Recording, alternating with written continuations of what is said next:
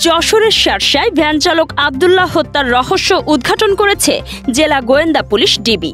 এ ঘটনায় প্রধান অভিযুক্ত মুকুল হোসেন সহ ৩ জনকে আটক করা হয়েছে। উদ্ধার করা হয়েছে আব্দুল্লাহর ভ্যান ও হত্যায় ব্যবহৃত ছুরি।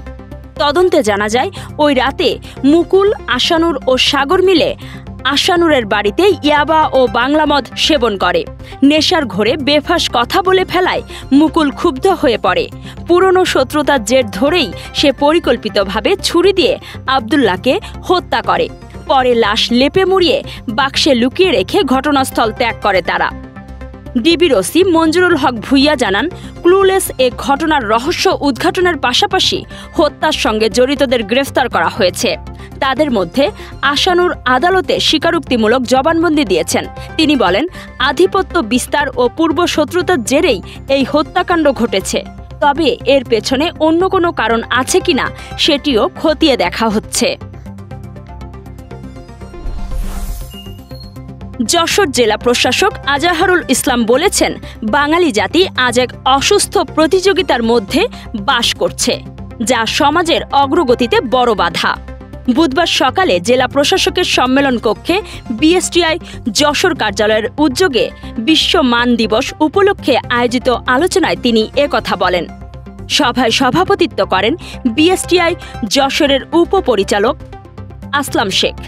বিশেষ অতিথি ছিলেন civil surgeon doctor Masud Rana, অতিরিক্ত জেলা প্রশাসক খান মাসুম রেজা এবং চেম্বার সভাপতি মিজানুর রহমান খান। অনুষ্ঠানে বক্তারা বলেন, টেকসই উন্নয়নে, পণ্যের মান রক্ষা ও ভেজালমুক্ত সমাজ গঠনে সবাইকে এগিয়ে আসতে হবে। যশোরে হেরোইন মামলায় হামিদপুরের ইখতিয়ার ওরফে ইকতারের যাবজ্জীবন সশ্রম কারাদণ্ড দিয়েছেন আদালত।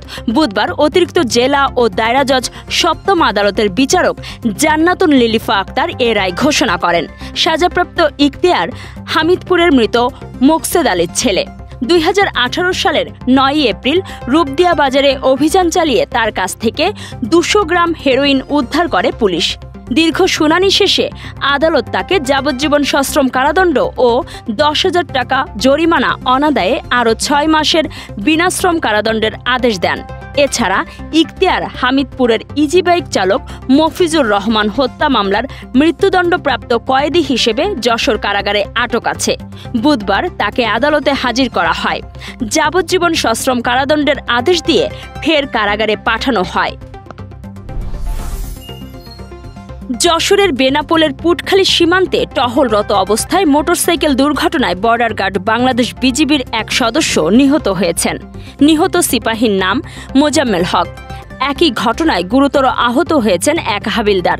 তাকে উন্নত চিকিৎসার জন্য ঢাকায় পাঠানো হয়েছে।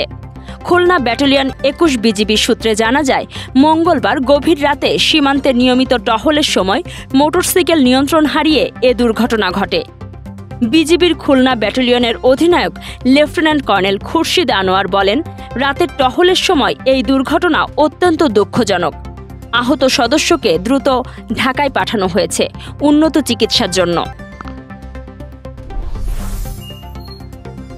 যশোরের ফতেপুর ইউনিয়নে মানব পাচার প্রতিরোধে সামাজিক সচেতনতা ও সমন্বয় সভা অনুষ্ঠিত হয়েছে। সুইজারল্যান্ড সরকারের সহায়তায় উইনরক ইন্টারন্যাশনাল ও রূপান্তরের আয়োজনে এ সভায় অংশ নেন জনপ্রতিনিধি, শিক্ষক ও সমাজকর্মীরা। সভায় বক্তারা বলেন, মানব পাচার রোধে স্থানীয় পর্যায়ে সমন্বিত উদ্যোগ ও জনসচেতনতা বৃদ্ধি এখন সময়ের দাবি। কাজী সাইমা, রাতদিন নিউজ।